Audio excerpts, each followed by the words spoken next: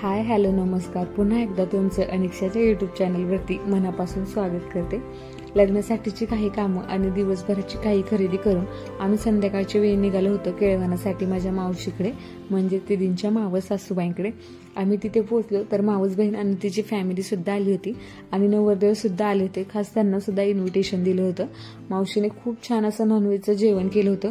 बऱ्याच लोकांचा स्वयंपाक केला होता बघा तिने. मग काही वेळाने मावशीने जेवणासाठीची ताटं बनवायला घेतली आणि हे मावस बहिणीचं बाळ सगळेच त्याच्यासाठी थोडेसे अनोळखी होते, म्हणून तो पहिल्यांदा सगळ्यांच्या चेहऱ्याकडेच बघत होता.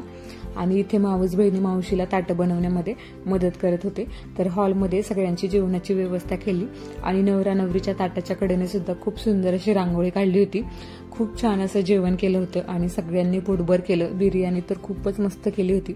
सगळेजण पोटभर जेवलं आणि मावस बहिणीचं बाळ सुद्धा बघा आमच्यासोबत मम्मीसोबत जेवण करत होतं ते, आणि त्याला खूप भारी वाटत होतं. मग आमचं जेवण झाल्यानंतर मावशीची फॅमिली जेवायला बसली.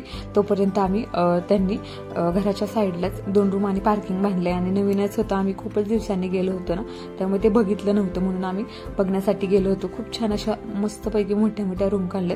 मग आम्ही तिथेच गप्पा मारत बसलो. तोपर्यंत त्यांचं जेवण सुद्धा झालं. आणि हे बघा मावस बहिणीचं बाळ खूप क्यूट आहे आणि त्याला भारी वाटत होतं. त्याची खूपच मज्जा मस्ती चालू होती. त्याच्या आजीसोबत खूपच धिंगाणा घालत होता तो.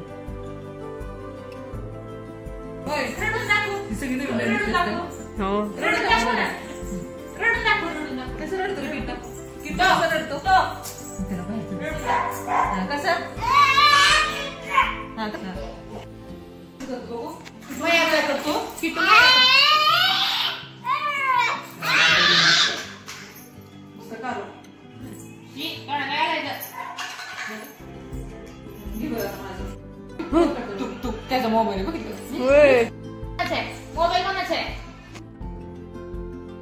त्याची अशी बराच वेळ मज्जा मस्ती चालू होती. आणि मग काही वेळासाठी मावस बहीण आणि मी बाहेर चालण्यासाठी आलो होतो आणि खूप भारी वाटत होतं संध्याकाळचं असं चालायला. आणि हा माझ्या मावशीच्या घरासमोरचा परिसर. खूप झाडं आहेत बरं का, फक्त संध्याकाळ असल्यामुळे जास्त काही शूट करता नाही आलं. आणि सगळेजण घरामध्ये बसले होते. छान अशा त्यांच्या लग्नाच्या गप्पा गोष्टी रंगल्या होत्या. आणि बघा फुलांची आणि सोबत फळांची सुद्धा भरपूर अशी झाडं आहेत घरासमोर. चिक्कूचं सुद्धा झाड, त्याला खूप असे चिक्कू लागलेत बघा, बारीक बारीक बारीक फळं. आणि मग काही वेळ आम्ही बराच वेळ चाललो आणि मग आम्ही लग्नामध्येच भेटणार होतो आता. तर मग घरामध्ये गेल्यानंतर इथे पहिल्यांदा नवरा नवरीला खुर्चीवर बसवलं आणि मग त्यांचा पहिल्यांदा पाहुणचार केला. मावशीने पहिल्यांदा नवरीला हळदी कुंकू लावलं आणि मग तिची ओटी भरली. नवरीबाईंनी सुद्धा छान अशी साडी घातली होती. छान दिसत होत्या त्या खूप. आणि मावस बहिणीचं बाळ बघा, आम्ही पहिल्यांदा आल्या आल्या सगळ्यांच्या चेहऱ्याकडे बघत होता तो आणि मग सगळ्यांमध्ये छान असा मिक्स होऊन गेला होता. आणि याच्यानंतर लगेच आईंना आणि पप्पांना सुद्धा बसवलं आणि त्यांचा सुद्धा छान असा पाहुणचार केला.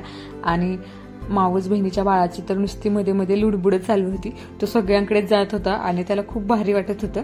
आणि माझ्या मावशीची जॉईंट फॅमिली असल्यामुळे ना सगळेजण एकत्र येतात. खूप भारी वाटतं असे सगळेजण एकत्र आल्यावरती. आणि मग छान वाटलं. खूपच दिवसांनी आलो होतं. मग आम्ही सुद्धा त्यांना हळदी कुंकू लावलं मावशीला आणि मावशीची ओटी भरली आणि मग त्यांना इन्व्हिटेशन दिलं. मम्मी काही दिवसांपूर्वीच रुखवत बनवण्यासाठी आमच्या घरी आली होती, तर तिला सुद्धा आम्ही सोबत घेऊन आलो होतो. आणि तिला सुद्धा छान वाटलं, कारण की या निमित्तानेच बहिणी बहिणींच्या गाठी भेटी पडतात आणि सगळेजण भेटतात, त्यामुळे तिला भारी वाटत होतं. मग आईने सगळ्यांना आग्रहाचं लग्नासाठीचं आमंत्रण दिलं आणि मग आम्ही काही वेळाने तिथून निघालो. तर आजचा व्लॉग मी इथेच एंड करते. तुम्हाला कसा वाटला ते मला नक्कीच कमेंटमध्ये कळवा आणि आवडल्यास नक्कीच लाईक, शेअर आणि सबस्क्राईब करा. भेटूयात अशाच काही नवीन गोष्टींसह पुढच्या भागामध्ये. तोपर्यंत धन्यवाद.